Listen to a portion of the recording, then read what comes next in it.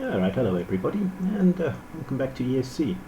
So, last time we had a look at QPSK and 4QAM, and we got as far as expressing them as vectors in a two-dimensional vector space. Only a two-dimensional vector space is required because we've got a plus and a minus on one axis and a plus and a minus on another axis in both cases. Well, QPSK, remember we had the things sort of with this form that we had square root of E, 0, 0, square root of E, where E is the energy in the pulse, minus square root of E, 0, and 0, minus square root of E, which is great to write down in this notation, but when we start drawing it, we end up with, I'm going to call that phi 2 and that phi 1, so these are our basis functions.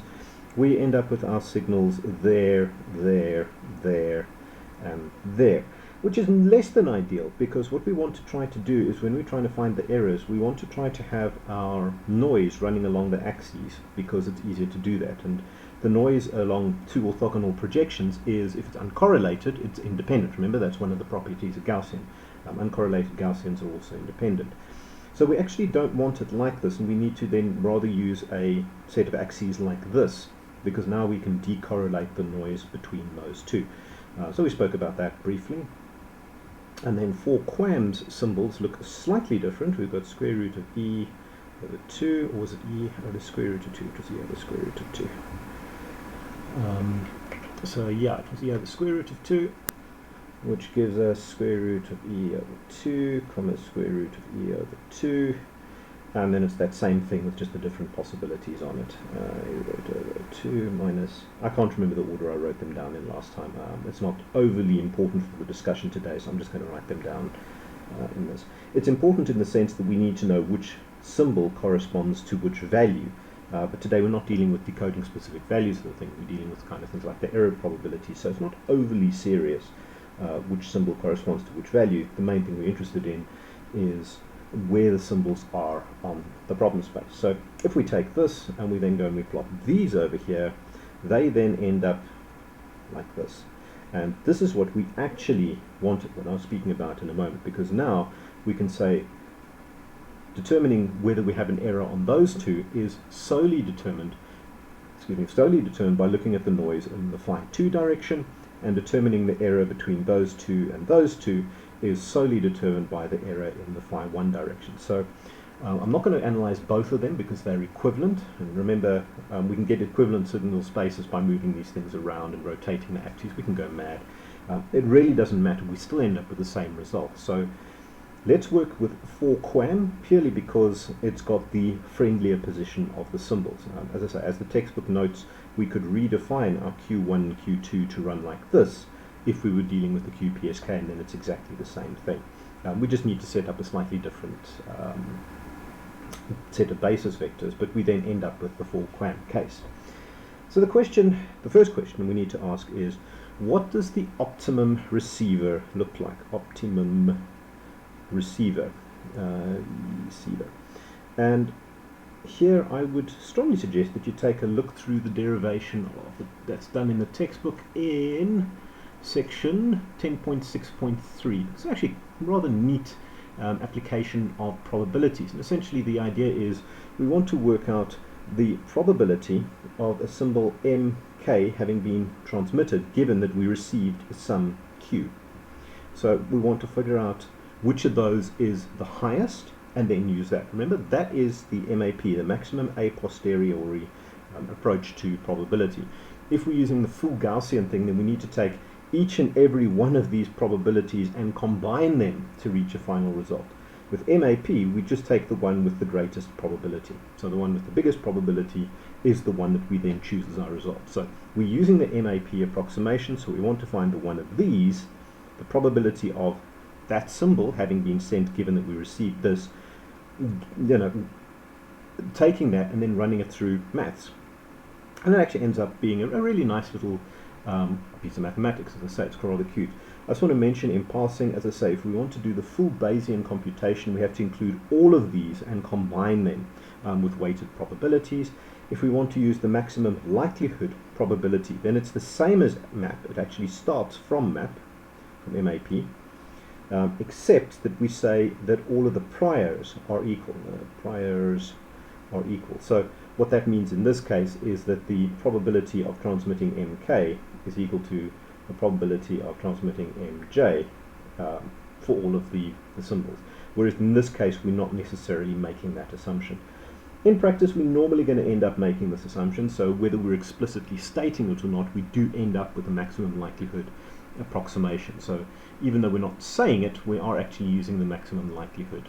But the derivation that leads to the result I'm about to show you and that we're about to use follows the MAP approach, because it doesn't invoke this approximation. So it's actually an MAP approximation.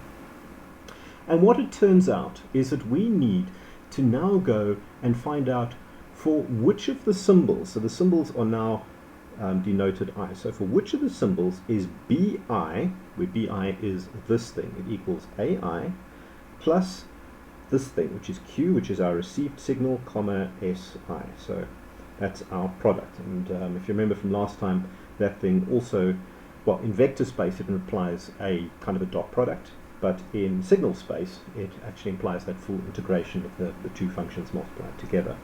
And AI is equal to 1 over 2 multiplied by this funny n thing, the natural logarithm of the probability of MI minus the energy in symbol I. So what this thing does is it accounts for the fact that we have our noise in there somewhere. And remember, this n depends on our power spectral density. I'll say a bit about that in a moment, I hope I remember. Secondly, you can see that our MAP approximation cropping up here in the fact that we've got this natural logarithm of the probability of the symbol. So we're not assuming that all the symbols have equal probability. If we were assuming the ML, the maximum likelihood approximation, then we'd say, well, we're just going to assume that all of those are equal. So all of these are equal, so it doesn't affect our result. One of the things that is done in this derivation is that anything that affects all of the symbols equally is discarded, which makes sense, because if you've got something that affects all of the symbols equally, it's not going to affect your decision, because we add plus k over here, where k is an arbitrary constant, and it's a constant for all of the symbols. That's not going to affect which one we choose as the best result. It's just going to add extra maths, which is great if you like mathematics, but it's not so great if you want to implement something on the smallest, cheapest, lowest power signal processor you can find. So all things like this are ignored as part of this process, and there are quite a few of them. And the motivation for why each one of those gets ignored is part of the reason that the derivation is interesting. So if we're working with an ML case, then we can just discard that term, not because it's zero, but because it's a constant. And it's a constant, it becomes one of these, and we can then just discard it. But we don't. We have a maximum a posteriori, MAP approach, so this term is there. This A also accounts for any differences in the energy in each of the symbols. So that's also really useful. And where this is, yeah, so that's really useful is that when we have symbols with different energies, like in 16 QAM or the like, where we have many different energy levels for our symbols, we do need to take this difference into account, otherwise we get the wrong result, which is not good. Then, what this thing is, now that thing, remember, is the integral of Q of t multiplied by Si of t dt. So it's actually an integral. We can also write that as just the sum over all the different components. So we can just go and do a dot product using these things. But for now I'm not going to do that. I just want to emphasize this. So what this thing is it's actually a correlation, because we're correlating our signal with our received signal. So this is the signal that we would have transmitted for symbol I, and we're correlating it with what we received. So that's a fairly important thing, and that is actually our equation for our matched filter. So our matched filter, a matched filter includes two things. It includes a time inversion, so we swap the time around, and we also take a complex conjugation. if we're using complex numbers. In this case, we're not using complex numbers, so it doesn't matter. But a matched filter implies both of these. Why do we need these? Well, because when we do filtering, we're not doing this. We're not doing this correlation. We're doing convolution. And what is convolution? Well, convolution is this: Q of t times S of t minus t dt.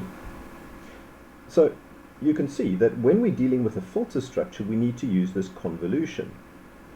But we actually don't have a convolution here. We've got a correlation, because that's a correlation. So our matched filter, by using this time inversion, what we're actually doing is creating a correlation using convolution. And if you look at things like Octave, the same algorithm is used to implement filtering, convolution, and correlation, because they're actually all the same thing. All that happens is we need to flip this around. And if we're using complex numbers, we also need to include a complex conjugate, because there's a complex conjugate in this computation. But let's just leave that for now. So what this thing means is that's our matched filter, which is equivalent to a correlation with our correlation with our transmitted signal. So does this make sense? Well, let's have a look. So this term is all about the information we have beforehand. So all the information we have beforehand, the power spectral density, or equivalently the variance of the noise, the probability of the signal being transmitted, and the energy that is transmitted within that symbol. Great, so all of that information is captured in A. That's all our a priori information. This thing is then just our matched filter, or more correctly, it's a correlation with the signal that we transmitted. So what this equation actually says to us is that we need to take all of our pre-information that we have into account, and then we need to apply a matched filter, or more correctly, a correlation. So if you look in the textbook, I don't feel like drawing it now, but if you look in the textbook in figure 10.18 on page 545, you'll see that they give two different implementations. And the one implementation is this one, the first one, where you're using a matched filter. And in that case, the integration is implicit in the fact that we're using a matched filter. In the other one, they use a correlation, which they implement as a multiplication. So let me just redraw that. So that is the correlation function. And you'll see that there's then an integral in the computation. And that integral is because when we do matched filtering, inherent in convolution is an integral. So inherent in filtering is an integral. Inherent in multiplication is not an integral. The only bit in the multiplication is that bit in there. So we need to integrate as well to get our same result. So that's shown in figure 10.18 in the textbook. So going back to where we started, what we need to build a receiver for this thing is we need matched filters for each of these, for each of those symbols, and then we need to then add to it this A. So the match filter is implicit in there, so we need to build match filters for each of those things, and the match filters are simply the signal multiplied by itself. So this is how we do it in this kind of notation. Let's just write it down in kind of vector notation. So BI is equal to AI. I'm not going to write AI out again. Sorry, it's not equals, it's plus Q multiplied by SI. So that is then equal to AI plus, and then we now need to do this vector sum. So we've got plus Q1 multiplied by phi 1 multiplied by, well no, Q1 is the bit that's multiplied by phi. So it's Q1 times SI1 plus Q2 plus SI2. Whoop, not plus, times. Sorry. SI2. And this is then our output of our matched filter written in sort of the vector notation. So we know that that thing is square root of E over 2, and we know that this thing is square root of E over 2 plus minus, depending on which symbol we're working with. We then add that thing, which in this case ends up being a constant. Why does it end up being a constant? Well, we've got the same power spectral density for the noise. We've got the same probability, because I haven't given you any reason to say that one of the probabilities would be different, and the energy transmitted in each symbol is the same. We can basically see that by the distance from the origin, but if you look over here, they're all if we compute the of any of the SIs, we're going to get the same value. So they all have the same energy.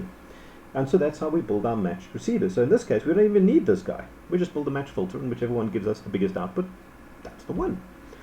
So how do we deal with the fact that some of these are plus and minus? Well, biggest means, remember, the one that has the highest value, and plus 1 is greater than minus 1. So if we transmitted a symbol over here and we receive a symbol over there on our two axes, well, that direction has been negated and that direction has been negated. So each of these terms is going to end up being minus something, depending on the Q and whatever, but it'll end up being minus something. So we're going to end up with a big negative value. Whereas if we transmit the same one, the signs of everything agrees, and we're going to get those things adding together. So that's then how we get our optimum receiver. So that's really our optimum receiver. And as I say, that piece of mathematics in the textbook, I really think it is worth working through. It nicely shows off a bunch of important concepts in probability, and it really is great to get an insight into how these things work and where they come from.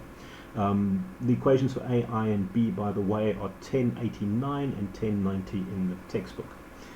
There's another equation I just want to discuss because it also becomes quite important in our discussion, and that is equation 1086. So it's the probability of mi, natural logarithm, minus 1 over that thing, modulus of q minus si squared. So that's modulus squared. Now the reason why this thing is important is when we want to start visualizing the decision boundaries between these things, this bit over here becomes quite important, because this is the distance between the signal we received and the signal that would have been transmitted if we transmitted symbol I. So that's why this is kind of, well, really important. And it helps us to actually work out what the probability of error is, because if we go back to our plot like this with our two basis functions, we've got something like this. So what this thing is saying is if all of these things have equal probability, and there's that other stuff about the energy comes out in further computations, but what it basically amounts to is this term is the distance between the point and Q, and whichever one has the shortest distance, that's the one we want to choose, assuming that those are all the same. If they're not the same, then that amount has to be taken into account. So negative sign over there, we now want to use the shortest distance. So with B, we want to get the biggest value of B. That's why everything's added together. Whoops, I want to do that. And then over here, we want to have the smallest distance is actually the thing we're looking for. So that would then be that one, obviously. And so this now gives us a nice indication, and it says that the probability of detecting something, or the detection thing that we use to determine which one is the highest, is based on a boundary which is related to distance. Now, when these things are not equal, well, it's still related to distance, but it's not just the distance, it's the distance with some offset. So this value then features into it. And what we will find is, let me draw again, what we will find is that when we have something like this, ooh, that was terrible, find 1, find 2, if we've got something like this, let's make it even simpler, let's just do this. So what's going to happen is, if this one has a higher probability than this one, then our decision boundary is going to favor that one. Because if we err on the side of choosing more of these, we're going to have less errors overall, because there are more of these to start with. So we're going to have this thing slightly to the left there. And we can see that over here. It's got a bigger probability, that value is bigger. So it's going to be further away from the one with the higher probability. But when we get very, very far, so sort of way up there out the top and way down there out the bottom of the screen, then we're going to end up with values where these distances, even divided by the power spectral density, but these distances become so incredibly huge that this thing is negligible. So yes, it does still have an effect, if you are willing to compute to 100 decimal places, which you can't do even with double precision arithmetic on a computer, so it's probably not worth your trouble. So when we get very, very far away from the points, in other words, when this distance becomes huge, then that sum becomes different, and we end up basically on this curve. So we're going to end up with something like that, whatever. I don't know what it's going to look like exactly, but the point is, at the decision between them, it's going to be further away from the one with the higher probability, and as we get further and further away, as these distances over there increase, we're going to end up with a case where it moves closer and closer to the exact midpoint between them again, because this distance term dominates this guy. So that's how these decision boundaries then end up working. So that's what I wanted to say there. Then, how do we work out the probability of obtaining an error, which is obviously a fairly important consideration, because we want to know which modulation scheme has better error performance under a given amount of noise, or in the case that we're considering in this case, in this course, where we've got the square root of the energy divided by the power spectral density, which is eta over 2. So I was just trying to think if I want to say something else. Bear in mind, when we have additive white Gaussian noise with a power spectral density of that n over 2, and we divide it up into multiple different dimensions in a con basis, very important, an orthonormal basis. If it's not orthogonal, if it's not normal, this doesn't work. Okay, so the basis has to be orthonormal. Then each of those ones where we divide it up is also a noise with a power spectral density of n over 2, which sounds really weird, but that's just the way it works, because we've got this orthonormal basis that we're working with. If it wasn't an orthonormal basis, that wouldn't happen. So if that worries you a lot, then take the fact that they're an orthonormal basis as being the thing. I'm just trying to quickly check. There's a place in the textbook where they explicitly state that. I just can't find it now in a hurry, but this is actually mentioned somewhere. Oh wait, there we go. The joint PDF of independent Gaussians, each with mean and variance n over 2, comes from a Gaussian variance of n over 2. So if we start with a noise process, or the power spectral density of that n over 2, and then we decompose it over a complete orthonormal basis, each of them ends up being an uncorrelated, well, it ends up being a Gaussian random variable, and if they're uncorrelated, they each have a variance of n over 2, which means that they each have a power spectral density of n over 2. So that's really weird if you think about it. The sigma n squared is equal to n over 2 as well. So this thing just crops up everywhere. It's the variance of the noise, it's the power spectral density of the noise, and when we break it down into an orthonormal basis, it's the power spectral density and the variance of each of those components. It sounds just really weird, but that's the way it works out. It's one of the properties of Gaussian noise. So this thing is pretty universal. So whether one's speaking about the variance of the noise, or the power spectral density of the noise, or the power spectral density of one of the components when it's decomposed on an orthonormal basis, they're all the same thing, which is rather nice. And if you want to know why, read through the textbook. I've just forgotten what section it was. Sort of section 10.5-ish, something, 10.5.3, 10.5-ish. So that's where all of that comes up. So now we know the positions of each of these things is square root of e over 2, comma square root of e over 2. This one is square root of e over 2 minus square root of e over 2. You see, now I have to worry about which one is which, because I have to actually take account of their positions in the graph. Minus square root of e over 2, comma, minus square root e over 2. And this one is then minus square root of e over 2, comma, square root of e over 2. Yes, that is correct. Alright. So, when we transmit a signal, we transmit that thing. Well, not that thing, the thing I circled. We transmit actually as close to that little dot at the center. You probably can't even see it because your screen's too low resolution. But the point is, we transmit the signal exactly. What then happens at this stage, when we're only considering noise, what happens is that as that signal is transmitted through our system, So on this side we transmit this beautiful dot, and on this side we end up with a dot corrupted by noise. So that dot has been moved somewhere. We don't know where it's been moved, but it's been moved somewhere. And that's what our system does. What chapter, I think it's 12, does is then consider linear distortions, which are things like multipath and fading and things like that. But for now, all we're looking at is the noisy corruption of these signals. So in other words, if we transmitted that signal, we're not going to receive that component. We're going to receive that component corrupted by noise. And remember, on this discussion of this thing, the noise is, previously when we had 2 dimensions, I could say the noise is spherically symmetrical. I guess I've now got to say the noise is hyperspherically symmetrical, because remember, each of the components has that same property. It's got the same power spectral density, and it's got the same variance.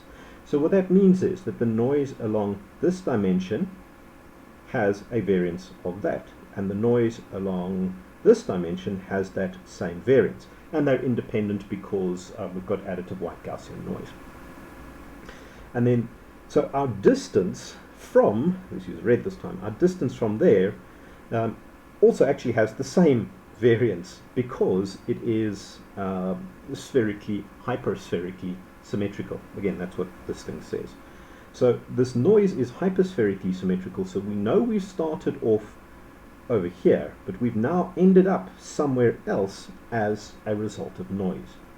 So how do we determine whether we have an error? Well, let's assume that we've got the maximum likelihood case. So all of the symbols are equally likely to be transmitted.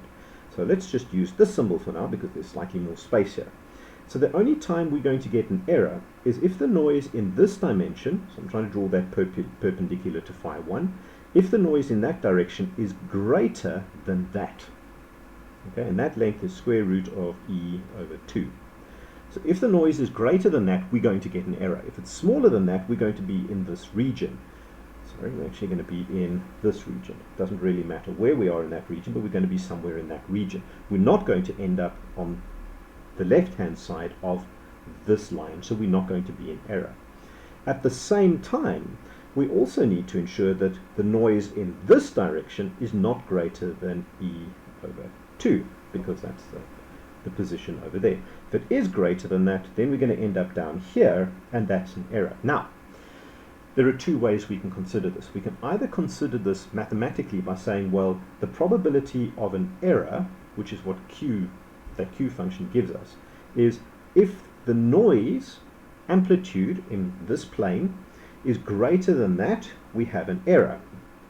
Or if the noise amplitude in this plane, in this direction, is greater than that, then we have an error. The problem when we're doing this kind of computation is, on the bottom left you can see I've colored it in twice.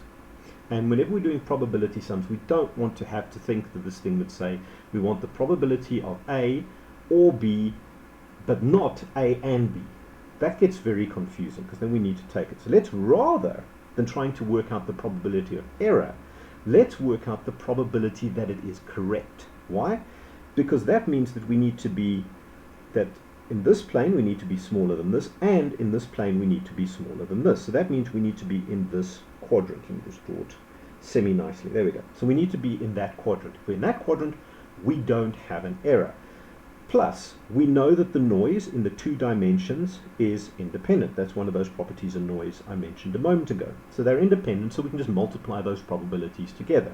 Remember, probability of A, B is equals to the probability of A plus the probability of B when A and B are independent. So we know they're independent, so we can use that relation. So we can just say the probability that the noise in this plane is smaller than that, multiplied by the probability in this, not plane, in this direction.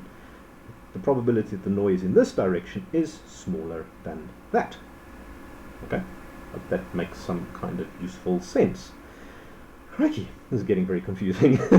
Alright, so I hope that makes sense. So we'd rather do it that way than the other way, because otherwise we've got to say the probability of A or B equals the probability of A plus the probability of B minus the probability of A and B. And if in this case we've only got two boundaries. We've only got those two boundaries. I'll say a bit more about that later, but there are cases where there are more boundaries. And then you've got to say probability of A plus B plus probability of C minus the probability of A and the probability of B minus the probability of A and the probability, no, come on, and the probability of C and A, B, and C, and no, it just gets messy. Let's rather just say the probability that we're in this region, because then all we have is that, because they're independent. Again, I do need to stress that point. So, what is the probability that they're in that direction, that spot? Well, let's go back to our good old Q function. Yeah, Q function over here, which x is just its value, which goes something like this. Now, Q, actually it doesn't look like that, it looks more like this. Don't worry about it, but the point is Q gets, or is it small? No, it's the other way around. No, that is right, sorry. Crikey. It gets smaller, and it should be 0.5 over there. Why? Because Q of x is the probability of a normal distribution. Okay, please remember it's the probability of, I'm just going to call it n of something, is greater than x. So that is what Q of x is.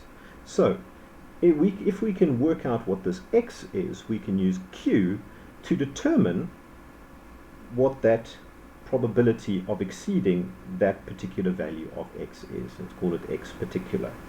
Okay, so we can see what the probability of exceeding that particular value of x is, which is what we need here, because we need to know what the probability of exceeding that is, so that we can work out what the probability of not exceeding it is. Because remember, those two probabilities have to sum to 1. All right, or equivalently, 1 minus Q of xp is all of that.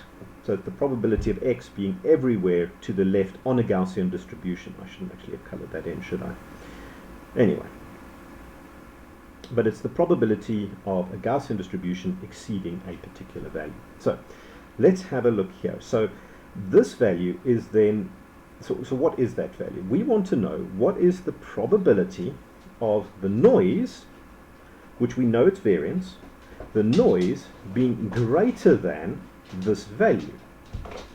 Okay, well, that sounds all right. So the probability of the noise being greater than that value is Q of something. All right, and what we need here now is we need to work out the kind of the normalized value that we need to stick in there. And the way we work that out is simply what is the value that it has to exceed divided by the variance. So in other words, it's what's that threshold value divided by, and it's not actually the variance, it's the standard deviation, it's the square root of the variance. Why has it got this form?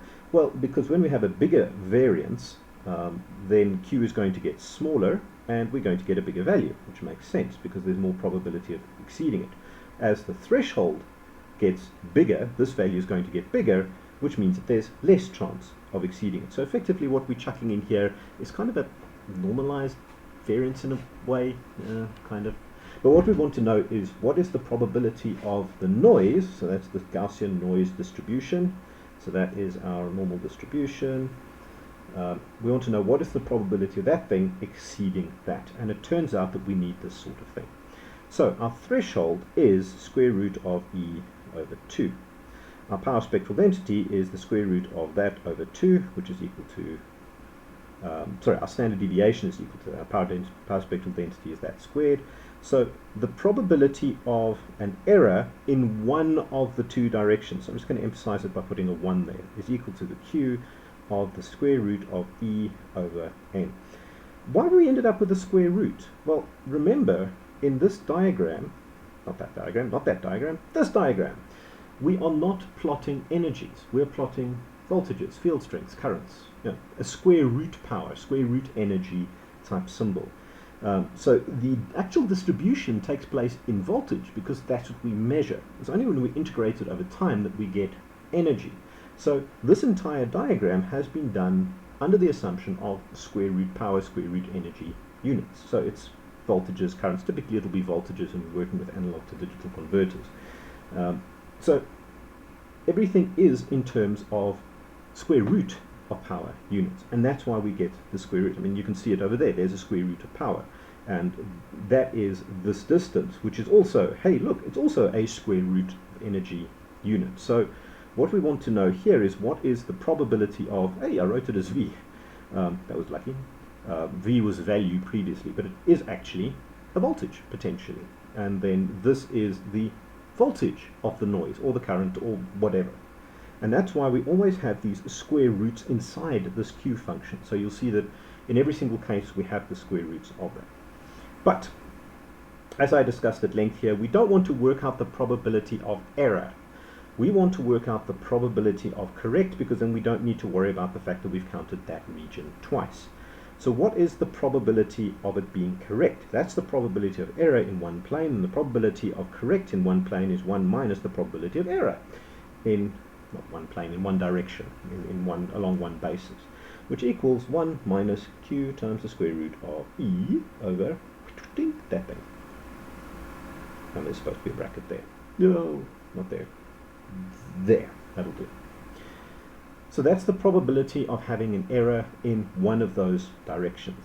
The probability of having an error in two of the directions is, let's say, the probability of correct is equal to the probability of correct in direction phi 1 multiplied by the probability of being correct in direction phi 2, which equals 1 minus, so that's only square brackets here, 1 minus Q of the square root of E over the BB, that thing, multiplied by 1 minus Q times the square root of E over BB, which I could have saved myself a bunch of time and just done this. Squared. And the reason I can make it squared is that those two are both identical. If they're not identical, then we have a problem. So this is how we then work out what the probability of having a correct result is. So what we can see is by making the energy in the symbol bigger, all other things being equal, we get a higher, or we get a lower probability of error, a higher probability of being correct. By making that thing smaller, we get the same thing. So that's how we end up with something like this. And the textbook's got a bunch of examples of different modulation schemes where it does this. Work through them, they're actually very interesting, and they do nicely explain how this technique works. And one will see there are subtleties in all of them. But most of them we end up with the same kind of principle. So we start off and we say separate the noise into these basis functions so that we can treat those components of the noise independently. That's really the key here, because we want to be able to do stuff like that. So we need to have our noise being independent in the multiple planes that we're working in. But potentially, well, if I was to try to go and say, well, let's use that one and that one, those are not orthogonal. So because they've not been decomposed onto our orthonormal basis, they're not independent. And then I can't go using stuff like this, and life is unhappy. Well, more unhappy. This hasn't been a good year for anybody, I don't think. So anyway. So that's the first thing we do, and then we figure out, well, how far does it have to go, and that distance compared to the, well, the variance, or more correctly, the square root of the variance, the standard deviation, is then what we need to use. So that's actually how we do it, and then we just use a bit of geometry. So in this case, because we're going along the two axes, we can do it fine. And again, that's why we don't want to be using, oh my goodness, I didn't realize I was this far back. That's why we don't want to be using these guys, because now we've got to have that distance, or at least half of that distance that we have to be using. And then decomposing the noise onto those two, they're not independent anymore, it just gets messy. And that's why we don't want to do the computation for QPSK directly. And there's an example in the textbook where they actually make the statement, hey, you know, we can make transformations to our basis. That's that whole thing about equivalent signal spaces. We can make a transformation to this basis, and it makes our lives so much easier, so let's just do it. So that's what's happening there. The one thing I just want to add is when we have, and let's take a really stupid modulation scheme. So it's going to be 9 ASK. Now, why is that a stupid modulation scheme? That's a stupid modulation scheme because that's not a power of 2. So generally you don't want to do this, because now you have to start keeping track of, this part of that symbol needs to be combined with that part of the next. It just gets messy. There's actually no reason we can't use it fundamentally, but keeping track of everything becomes a problem. So we end up with a space like this. Alright, and our boundaries between them, assuming all symbols are equally likely, are then going to be halfway between them, on the basis that we're using the distances between them, which I mentioned in connection with this guy. Okay, so we want to look at the distances between them. Where'd it go? There. Actually, let's be crafty on this. Let's ignore that one. And the reason we're going to ignore that one is we don't want to transmit 0 as a symbol, if we can possibly help it. Because if we transmit 0 as a symbol, then how do you know whether it was the transmitter broke or it was a symbol? It kind of doesn't make sense. Then what we need to do is we then need to go and take our decision boundaries and do this. Okay, so now, this is nasty. So now for this one to be correct, it needs to be in this region over there, which is going to get nasty and messy. Let's just leave that out, and let's do the following. So let's say, this is getting really contrived, but hopefully it'll make my point. So let's just assume for now that if we end up in this region, we assume that there's no transmission. So in other words, we can leave these boundaries where they were, because if we end up in this region, we assume that there was no transmission. So I'm doing that because I don't want to have to do that sort of diagonal type region. I just want to have that region, which is much easier. Okay, so where was I? So we've got 4 corner cases, and we've got 4, let's call them inner cases, whatever. And they're different. Okay, so the probability of being correct is not the same. Why? This one has to be in that region. So it's got a boundary at the bottom, and a boundary at the right, and a boundary at the left. Okay, this one's got a boundary at the top, the bottom, and the left. Top, bottom, right. Top, right, left. Okay, so each of those has 3 boundaries. But let's look at the corner ones. Each of them only has left, bottom, top, left, right, top, bottom, right. So in other words, the error computation of these, let's just assume that all the distances are the same. Remember over here we ended up with this kind of thing squared. Okay. So what we're going to end up now with, for these corner guys, we're going to end up with a 1 minus, so it's not the probability, it's a q of square root of something. I'm not going to write it down, that's not what I want to focus on here, squared. Okay, squared because we've got it once in that direction, once in that direction. Alright, then for this one, we've actually now got something different. I'm just going to write it down here. Now we've got a 1 minus q squared. Okay, so that is for that boundary over there. So that is, in other words, the probability that the noise along Q1 is on that side of this division. But, sorry, not squared, just single, because there's only one line. Okay. But in this direction, we don't have only one boundary. We've got 2 boundaries. So what we're going to end up with is something like this. We're going to end up with 1 minus q of, look, minus q of another thing. Alright, now that is, so let me try writing this a little bit smaller so that I've got a little bit more space, and hopefully it's a little bit clearer, which is saying a little bit too much. Q of something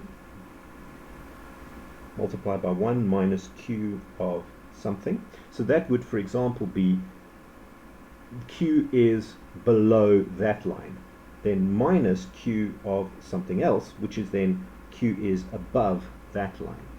Alright, so because there are, I'm going to get rid of that, there we go, minus q of whatever. So because there are 2 boundaries in the direction of the same basis variable, we need to have the, so this is 1 minus the probability of an error, which is the probability that q is, or the probability that the noise is there, and the probability that the noise is there. And that's why we end up with this sort of form. So, firstly, depending on what the boundaries look like, we have, this one's only got 2 boundaries, and they're in different basis vectors. So it's just 1 minus the probability of exceeding the threshold, and we've got 2 of them because we've got 2 boundaries. All right. This case, we've got on one of the basis vectors, we've got 1 boundary, so that's on this side.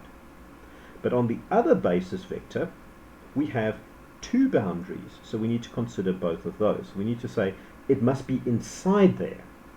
It mustn't just be below there.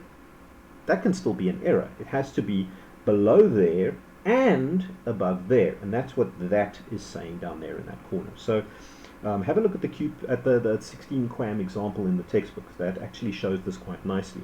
What also happens there is when we have these central points in 16 QAM, they've got 2 sets of boundaries like this. So they don't only have boundaries on the inside, or sorry, only have one side with 1 boundary and one side with 2 boundaries. They've actually got 2 boundaries along both of these orthogonal directions. And if there was another vector on our orthonormal space, we might have to add another term to this. So we kind of need one term for each of those orthogonal directions. Why? Because each of them is independent. So this is the probability that one of those is correct, and there are 2 orthogonal because our basis is a common basis. So we have the 2 over there. Here again we have 1 for the one basis vector, and we have the other one for the other basis vector. If there was then a third basis vector which would stick out of the screen, or 100th, we could divide this thing into as many dimensions as we want to. There's nothing really stopping us. So we could divide it into 100th dimension, and we would then have 100 terms like these square bracket terms over here. 1 for each direction, and is it correct in that direction? If there are boundaries. If they're not boundaries, then we need to go and work it out in other ways, and that is considered later in the textbook. And there what we start looking at is what is the probability that the output of one filter, because remember we've got this bank of matched filters here, it was here somewhere, I know it was. We have our bank of matched filters. So what is the probability that the output, just purely due to noise from one of those filters, is greater than the output due to noise and signal of one of the other filters, which can happen, and then one gets errors in that case. So this is the case where there are errors with boundaries. If they're kind of not boundaries, how would that work? Let's draw this quickly. So that case would be this, and this would then be an orthogonal signal set. So there we go, we've got 2 signals. So we've only got 2 of them. We've got a 2-dimensional basis. So now what we need to do is, well, that's kind of what our error has to happen with. So that's our distance between them. Now, because we've only got 2, the computation ends up being the binary case, so we can actually simplify it. But the question now is, when does the noise cause this one to exceed the boundary between them, which, if the probabilities are equal, the boundary will be in the middle. If the probabilities are not equal, the boundary will not be in the middle. So it still ends up being a geometrical problem, but it now ends up being a slightly different geometrical problem. So if we now have a 3rd dimension, the textbook actually draws that somewhere. So you can take a look at that. I think it's 10.7. Let me just have a quick look. Sorry, I'm just trying to find it. Scroll, scroll, scroll, scroll, scroll, scroll, scroll, scroll, scroll, scroll, scroll. There are lots of examples in the textbook on this material, so yeah, take a look through them. I am still not getting to the diagram I want. There we go. Figure 10.27 in example 10.4, and they then work through the mathematics and actually show how you can slightly change the mathematics, but the idea still works out too. We want to have BI being for each one of these, so that's 1, that's 2. We want to find which one has the highest BI. The only reason that their computation ends up looking slightly more complicated, it's not. It's exactly the same computation. We need to work out AI, BI is equal to AI plus this matched filter thing, comma SI. So it's exactly the same thing. In fact, even this thing has exactly the same form. All that they do is they go and they do some mathematics to manipulate it so that it works better in this case. But fundamentally, what we're still doing in that case is saying when does, or we've got that received signal over there in our two-dimensional space. Which one is it closest to? That hasn't changed. And that is fundamentally what that guy tests. So even if we have this case where we don't necessarily have the boundaries like this, we don't have boundaries in each of the basis functions, we can still use the same general principles. The only trick is that dividing the noise up, actually it's not even a trick, because we've got noise in this direction, we've got noise in this direction, and so they're independent, and so we can still work this out. That's really the point I'm trying to make. The math gets a little bit hairier, but we can still work it out. And we use exactly the same techniques. It might not look like it, just looking through the example. That's example 10.4. So just looking through the example, it looks a lot messier, but it's exactly the same procedure. So we're taking this thing, which we need to maximize for each of our different things. We can also then have a look at that thing where we've got modulus of Q minus SI, which is its equivalent. Remember that equation. Let me just show you what I mean. This equation. So that equation is equivalent to that equation. And in fact, B is derived from that. So they're exactly the same thing. And then we can apply the same kind of idea of multiple distances between them. The only trick is because we're not dealing with the noise strictly along the axes. So over here we want to know how is this thing moved both in the direction of phi 2 and in the direction of phi 1. So we need to have it along both of those directions to try to get the error. And if we've got a third dimension along the third dimension and so on. But it's the same procedure. Alright, so that is then how we analyze these things. And pretty much regardless of which modulation scheme you have, you follow exactly the same procedure. I actually saw an example in the textbook examples where they say, well, here's a linear chirp. So in other words, you don't even have, your orthonormal basis is not even a sine wave anymore. It's now a sine wave with an increasing frequency. So it starts off with a low frequency and gets higher and higher and higher. And exactly the same principles can be applied. Okay, so everything ends up more or less the same. Set up a con basis so that you can split everything up into these orthonormal bases. It must be complete, so that's why they've got the con, not just on. So we've got the complete, so we can represent all the signals in it, and then just work out how we divide the signals up in those directions. The optimum receiver is then got a matched filter per signal. Sometimes we don't need a matched filter per signal. What we can do in cases like, well, let me just draw it like this, for example. In a case like this, we've only got one thingamabat, is we can just say, well, that's 0. We can just say run that through a single filter, and then if the answer comes out plus something, it's this guy. If the answer comes out negative something, it's this guy. So from a practical standpoint, we can use a single filter. From a theoretical standpoint, though, we've still got two filters. We've got one filter for that thing and one filter for that thing. The fact that one ends up being SI, for example, and the other one ends up being minus SI, is irrelevant to the maths. We still have our two matched filters. If we're clever, though, we can say, well, you know, these are the same except for a sign. So in our implementation, we can simplify it. But conceptually, we're still forming a matched filter to that and a matched filter to that. And I think I can stop waffling now. I've been going on for long enough, and I'm sure you're getting rather sick of my voice, but I do think this stuff is really amazing and really impressive. And this is the foundation. It's a big chunk of the foundation on which modern telecommunications is built. So people speak about us living in the internet age and how everything is connected. Well, folks, this is what it's based on, is this stuff. This is the foundation for our modern age. And don't let people tell you it's all about internet protocol and stuff. Yeah, I guess it is. But you don't want to have a cable plugged into something, then you lose the mobility. So to have stuff wireless, this is a big chunk of it. The other stuff is stuff like error correction coding, dealing with linear distortions, which we will look at later. So yes, if you've listened up until here, thank you very much, and I will talk to you again soon. Bye!